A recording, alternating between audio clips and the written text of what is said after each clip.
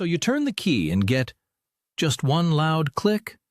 Well, that doesn't mean your starter is dead. In fact, it's usually good news and a pretty simple fix. That one click actually proves the signal from your key is reaching the starter solenoid just fine.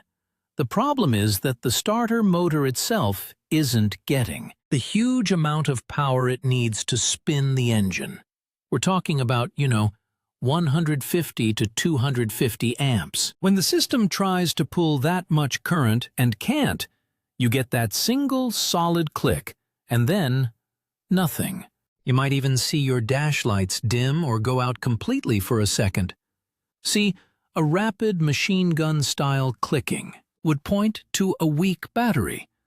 But one single solid clunk almost always means a bad connection is choking the power. We track this down all the time, and if these direct, no-fluff tips help you out, a subscribe makes sure you won't miss the next one. You can prove it yourself with a basic voltmeter and a friend.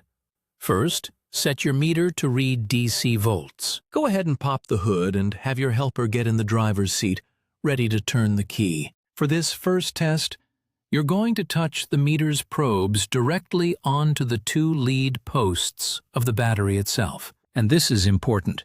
Touch the posts, not the metal clamps bolted to them. Okay, now have your helper turn the key to start and hold it. While it's trying to crank, that voltage needs to stay above 12 volts. If it does, your battery is fine. It's holding its charge under load. Now for the real test. Just move the probes from the battery posts over to the metal cable clamps that are bolted onto them. Same thing again. Have your helper turn the key and hold it. Now watch that number on your meter. If the voltage reading at the clamps drops below 9.5 volts while they're trying to start it, you've found your problem. The power is leaving the battery, but it's hitting a roadblock right there at the connection. That's what we call high resistance, and it's stopping the current dead in its tracks before it ever even reaches the starter. Fixing this is usually pretty straightforward, but for safety you always, and I mean always, disconnect the negative battery terminal first. Then you'll need to clean those connections, and I don't mean just a quick wipe with a rag. You have to be thorough here. Get a proper battery terminal wire brush and really scrape the inside of both cable clamps and the outside of both battery posts. You're trying to get rid of all that dull gray film and any of that fuzzy green or white corrosion. What you want to see when you're done is nothing but shiny, fresh lead. A simple paste of baking soda and water can also help neutralize any acid and get things clean. Once both surfaces are shiny and completely dry, you can put it all back together. Now, here's the reverse of how you took it apart. Reconnect the positive terminal first, then the negative. Use a 10mm wrench to get them good and tight. A good rule of thumb is this.